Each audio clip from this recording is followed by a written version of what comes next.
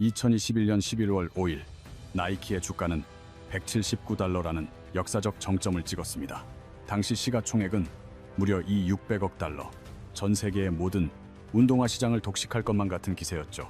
하지만 2026년 3월 현재 나이키의 주가는 51달러 수준에 머물러 있습니다. 고점 대비 71%나 폭락하며 시가총액 중 800억 달러가 증발해버린 겁니다. 대체 이 거대 스포츠 제국에 무슨 일이 벌어지고 있는 걸까요? 이건 단순한 주가 조정을 넘어선 위기입니다. 오늘은 나이키의 몰락과 그 누구도 예상치 못한 반전의 시나리오를 분석해 보겠습니다. 사건의 발단은 2017년 6월 당시 CEO 마크 파커가 야심차게 발표한 전략이었습니다. 이른바 컨슈머 다이렉트 오펜스였죠. 골자는 명확했습니다. 중간 유통 단계를 제거하고 소비자에게 직접 판매하겠다는 겁니다. 나이키닷컴과 직영 매장 중심의 생태계를 구축하려 했던 것이죠. 처음에는 성과가 눈부셨습니다. DTC 매출 비중 33%라는 목표를 예정보다 3년이나 일찍 달성했으니까요. 하지만 2020년 1월 새로운 수장이 부임합니다. 이베이 출신의 존 도나호는 스니커즈 문화의 문외한인 테크 전문가였습니다. 도나호는 이 전략을 극단적으로 밀어붙였습니다. 아마존, 자포스, 딜라즈 등 수십 곳의 도매, 파트너사들과의 관계를 끊어버렸죠. 그 결과 풋라커 내나이키 비중은 75%에서 55%까지 급락했습니다. 미국 전역의 매장, 진열대에는 빈 공간이 생기기 시작했습니다. 흥미로운 점은 풋라커의 대응이었습니다.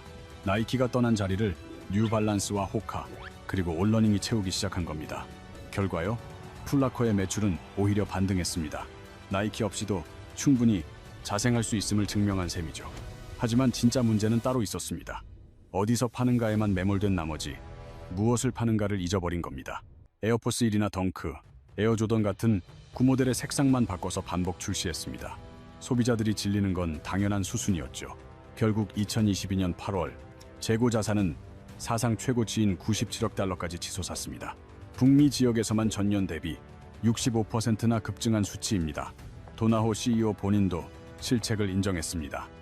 재택근무가 혁신의 발목을 잡았고 화상회의로는 창의적인 제품을 만들기 어렵다고 말이죠.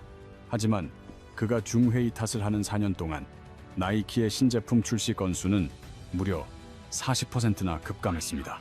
에어맥스와 조던 모두 신규 모델 대신 색깔 바꾸기에 급급했고 혁신의 파이프라인은 말라버렸습니다. 2023년 12월 나이키는 사상 처음으로 매출 전망을 하향 조정하며 20억 달러 규모의 구조 조정과 함께 600명 이상의 인력을 해고했습니다.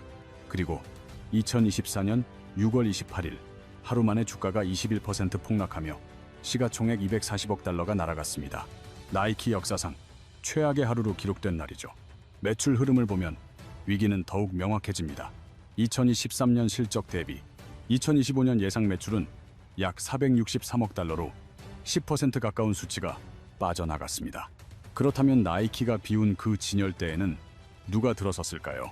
전혀 예상치 못한 브랜드들이 공백을 메웠습니다. 먼저 뉴발란스입니다. 2020년 33억 달러였던 매출은 2025년 92억 달러로 5년 만에 3배 가까이 뛰었습니다. 매년 두 자릿수 성장을 기록한 비결은 바로 조용한 럭셔리였습니다. 미국 공장에서 직접 생산하는 990 시리즈는 장인 정신과 희소성을 앞세워 나이키와는 정반대의 길을 걸었습니다. 호카의 도약은 더 드라마틱합니다. 두툼한 미드솔의 맥시멀리즘 러닝화로 처음엔 소수의 마니아층에만 알려졌으나 이제는 의료진들 사이에서 세상에서 가장 편한 신발로 입소문이 났습니다. 매출은 2023년 14억 달러에서 2025년 22억 달러로 폭발했죠. 스위스의 온러닝 또한 로저 페더러라는 강력한 브랜드 파워를 수혈했습니다. 20년간 몸담았던 나이키를 떠난 페더러의 도박은 성공적이었고 4년 만에 매출은 5.5배나 성장했습니다. 시가총액 또한 상장 초기 70억 달러에서 190억 달러로 치솟았죠. 기술적 혁신도 매섭습니다. 3분 만에 신발을 완성하는 라이트 스프레이 기술로 탄소 배출을 75%나 절감했습니다. 아디다스 역시 삼바와 가젤을 필두로 레트로 열풍을 주도하며 화려하게 부활했습니다. 2024년 매출은 16%나 성장했죠. 아식스도 빼놓을 수 없습니다. YK 감성의 러닝화가 패션 아이템으로 자리 잡으며 스포츠 스타일 부문에서 66%라는 경이적인 성장률을 기록했습니다. 이들 5개 경쟁 브랜드의 합산 매출은 2020년 90억 달러에서 2025년 200억 달러를 넘어섰습니다. 나이키의 점유율을 고스란히 나눠 가진 것이죠. 왜 소비자들이 떠났을까요? 이유는 심플합니다. 비슷한 가격이면 호카가 더 편하다는 사실을 깨달은 겁니다. 심리학적으로는 이를 자극 포화라고 설명합니다. 똑같은 덩크 시리즈를 20번 넘게 접하면 뇌의 보상 회로는 더 이상 반응하지 않습니다. 신선함이 사라졌기 때문입니다. 나이키는 희소성 대신 대량 생산을 선택했고 소비자의 뇌는 나이키를 지루한 브랜드로 낙인 찍었습니다. 나이키가 성장을 멈춘 사이 세상은 이미 저만치 앞서 나가고 있었습니다. 하지만 한 가지 잊지 말아야 할 사실이 있습니다. 나이키는 언제나 위기를 발판 삼아 성장해왔다는 것입니다. 바로 이 브랜드의 시작입니다. 1964년 1월 25일 필 라이트와 빌 바우만은 각자 $500를 출자해 단돈 0달러로 사업을 열었습니다. 출발은 소박했습니다. 나이트는 자동차 트렁크에 신발을 싣고 육상 경기장을 누비며 제품을 팔았죠. 이것이 블루 리본 스포츠의 전신입니다. 나이키 역사의 서막이었죠. 공동 창업자 바우만은 아내의 와플 제조기에 고무액을 붓는 파격을 선보였고 이것이 전설적인 와플 밑창이 되었습니다. 주방에서의 아이디어가 거대한 혁신을 부른 셈입니다. 하지만 1980년대 리복의 기세에 밀린 나이키는 존폐의 기로에 서게 됩니다. 이 $700만 규모의 재고를 헐값에 처분할 만큼 절박했죠. 그때 구세주처럼 등장한 이가 바로 1984년 10월의 신인 루키였습니다. 마이클 조던에게 나이키는 6년 $250만 당시 NBA 최고액의 3배를 베팅했습니다. 에어 조던 1의 초기 매출 목표액은 고작 $300만. 하지만 결과는 경이로웠습니다. 무려 1억이 $600만 달성하며 목표치의 42배를 기록한 것이죠. NBA가 규정 위반을 이유로 경기당 $50의 벌금을 부과했지만 나이키는 주저없이 이를 대납했습니다. 소위 금지된 신발이라는 강력한 브랜딩이 시작된 순간입니다.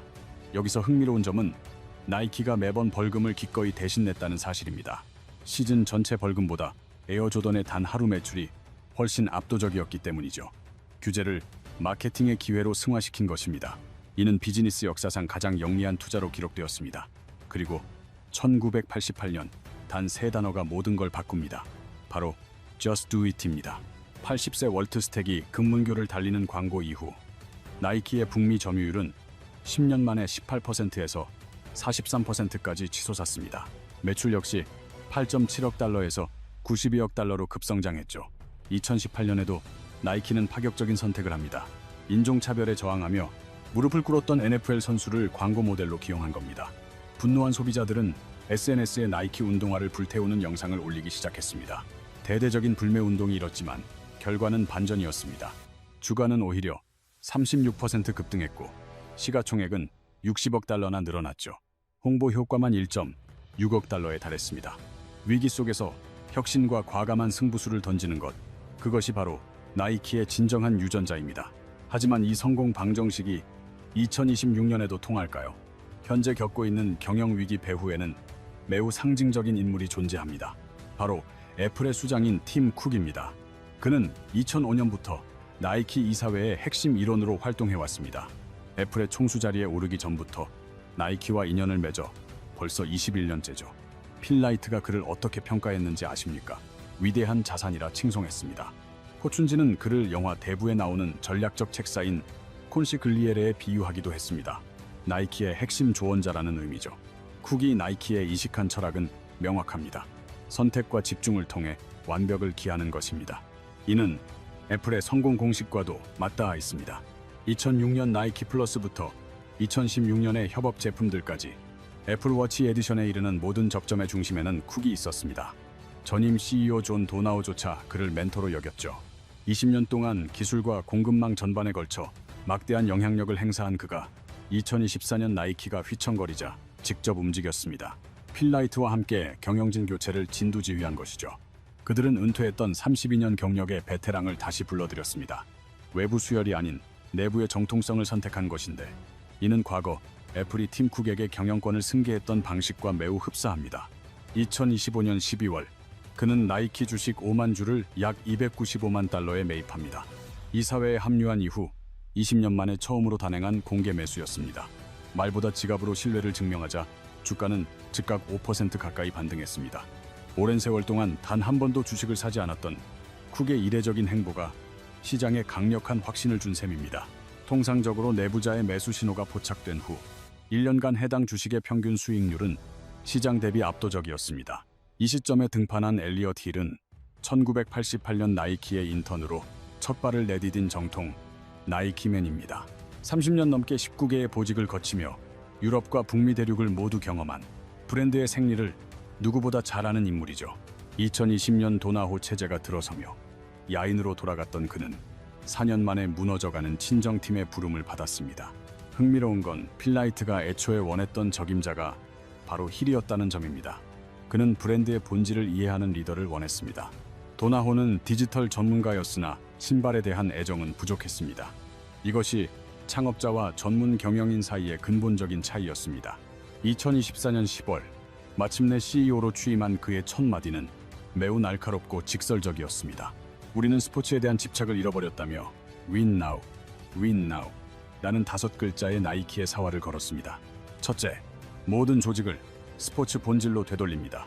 성별 중심 마케팅을 폐기하고 종목별 전문 조직으로 재편했습니다. 둘째, 단절했던 도매 유통을 전면 복구합니다. 주요 매장의 선반 공간을 다시 탈환해야 한다는 의지입니다. 셋째, 기술 혁신의 재점화입니다. 페가수스와 에어줌 등 핵심 기술을 집약한 독보적인 제품 라인업을 예고하고 있습니다. 변화의 서막이 오릅니다. 2026년 2분기 기준 북미 시장은 9%, 도매 역시 8%나 반등하며 8% 증가, 드디어 바닥을 짚고 올라오는 중. 하지만 문제가 많습니다. 중국 매출 17%, 급감, 관세로 연간 15억 달러 추가 부담, 컨버스는 30% 역성장, 힐은 C스위트를 통째로 뒤엎습니다. CTO, CCO 직위 폐지, COO 신설, 사상 최대 규모의 조직 개편입니다. 자, 그래서 나이키는 정말 돌아올 수 있을까요? 나이키 주식을 179달러에 산 투자자를 생각해 봅시다. 지금 51달러 71% 손실, 팔면 고통이 현실이 되고 안 팔면 더 빠질 수도 있어요. 이게 매몰 비용의 함정입니다. 이미 이런 돈 때문에 앞으로의 판단이 흐려지는 거죠. 하지만 가치 투자자는 다르게 봅니다. 71% 빠진 건 과거고 중요한 건 지금 51달러짜리 나이키가 진짜 가치보다 싼가 비싼가예요. 감정이 아니라 숫자로 판단해야 합니다. 2026년 6월 피파 월드컵이 미국 당에서 열립니다. 나이키에겐 최대 마케팅 무대예요. 마케팅 예산만 50억 달러 이상, 11개 국가대표팀 후원 안방에서 벌이는 총력전입니다. 월스트리트, 애널리스트 40명 중 25명이 매수 의견입니다. 평균 목표가 79달러, 현재가 대비 50% 상승 여력, 한국도 마찬가지입니다. 나이키 코리아 매출 2년 연속 역성장, 네이버 검색, 쉽지 않은 상황이에요. 한국은 이 변화의 선행 지표였습니다. 나이키 코리아가 2년 연속 역성장하는 동안 뉴밸런스 코리아는 매출 1조 원을 돌파했어요. 한국 MZ세대가 먼저 갈아탄 겁니다. 명동과 강남 나이키 매장은 줄어들고 있는데 호카와 올러닝, 팝업 스토어는 줄을 서서 들어갑니다. 성수동에는 호카 플래그십이 생겼어요. 거리의 풍경이 브랜드의 흥망을 말해 주고 있는 겁니다. 팀계 295만 달러 베팅 엘리어 힐의 윈나우.